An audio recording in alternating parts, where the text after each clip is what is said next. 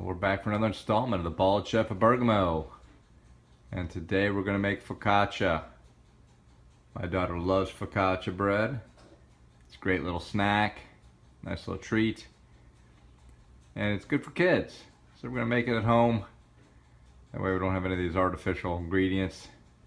Make it nice, make it fresh. Make it for a nice snack this afternoon for my daughter Celeste and Michelangelo. Let's go see how you can do it. It's pretty simple. Just need a lot of olive oil. So to start off the focaccia, I'm going to make a polish, a pre-ferment or a biga, as the Italians say. And it's just a cup of water, a quarter teaspoon of yeast, active dry yeast. Just a little bit, because this is going to be a pre-ferment. It's really going to just kind of, this is the sponge, to use the American English vernacular. The English vernacular, and we're trying to just activate this yeast, just a little bit of yeast. Got a cup of water, room temperature, maybe a little bit slightly above room temperature water, and then I'm going to throw 1.5 cup of flour in this. Mix it up and cover it. Let me get the flour measured and dumped in as this yeast starts to activate. So I've got the yeast has now started and activated. I've added 1.5 cup of all-purpose flour. Thanks to my lovely assistant Celeste. And now Celeste is going to start stirring in the flour. So Celeste, go ahead and start stirring. Okay, I'm going to do it right now, Captain Daddy. Okay, good job. Stir, stir, stir. So we're going to stir this and get it all nice and incorporated into like a wet batter, almost like a pancake batter. It's gonna be sticky dough. That's right, it's going to be very sticky. Let's keep stirring and we'll check back in a minute. So my lovely assistant has been stirring the batter. I call it a batter, but it's a sponge, a pre-ferment. You can see it's almost a batter, right? Water to flour ratio is nearly 1:1. Okay, this is nicely incorporated. No lumps really, everything's in there. I'm going to cover this for 8 hours, room temperature. I'm going to put it in the oven. The oven is not on. I'm just going to put it in the oven, keep it out of the way. And that'll be fine. It'll double in size, and this will help with the final rise that we're going to do in a bit. But 8 hours covered in a warm place. Okay, so I've got the sponge. The polish is coming up nicely after about 8 hours. I'm going to add 1/2 cup of water,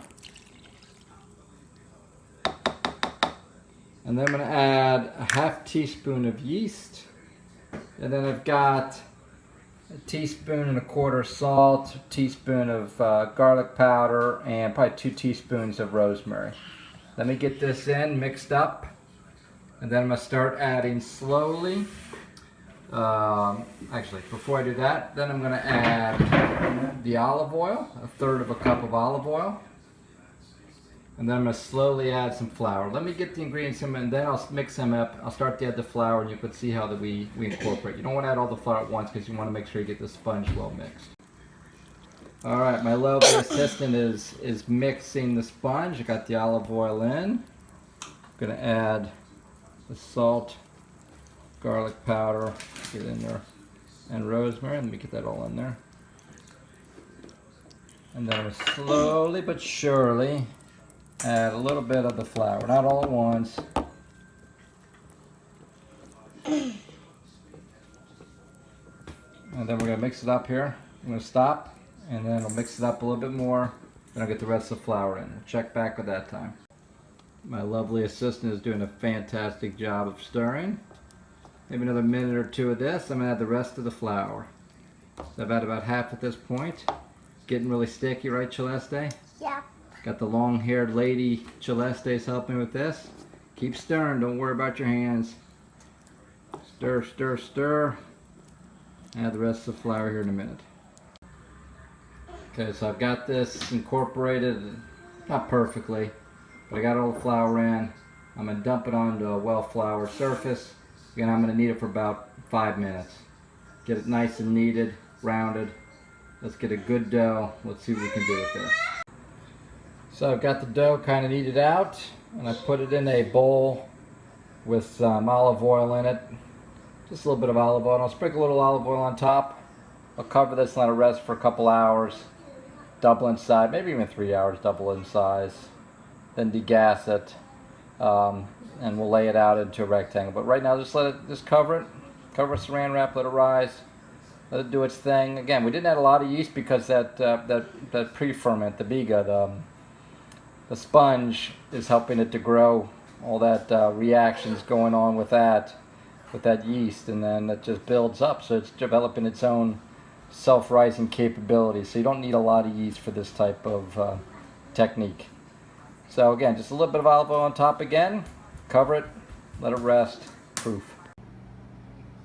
So it's been an hour, just over an hour. Look at it, it's already doubled in size. Actually, maybe even tripled. It's well, not tripled, but 2.5 times, let's say. So it's coming along nicely. I'm gonna lay it out, a little bit of olive oil on the countertop. I'm gonna degas it a bit, and I'm gonna put some folds in it, kind of like a buttermilk biscuit. It's gonna lay it out flat in a rectangle, fold it over on itself, and then place it back in here and let it rest for an hour.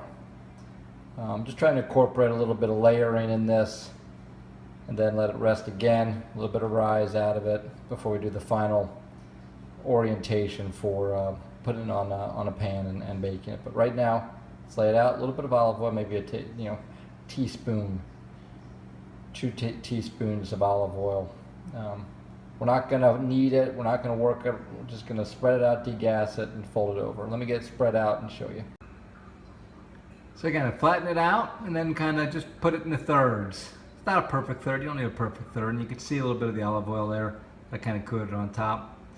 Just degassed, flatten it out in a nice rectangle, let's say 8 by 12, 8 by 16 maybe.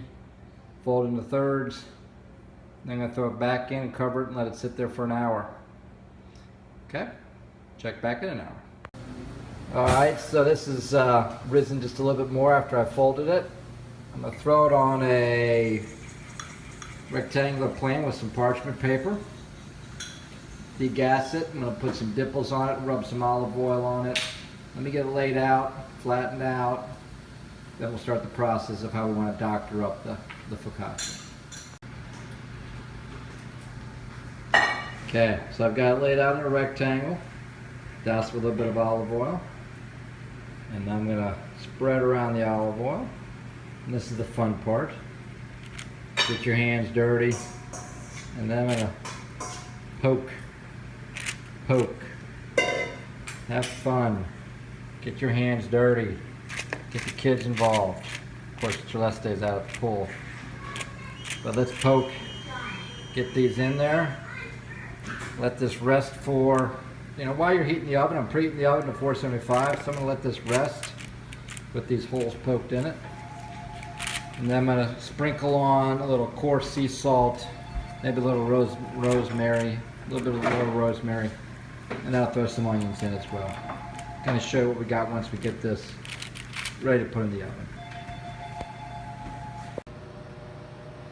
So, I'm just kind of showing you different things you could do with the focaccia. I just got standard olive oil, and I've got some Himalaya coarse salt, so I just sprinkle a little salt on there. You can use regular sea salt, but you might got to make it coarse. Don't just sprinkle a bunch of salt, that'll be too salty.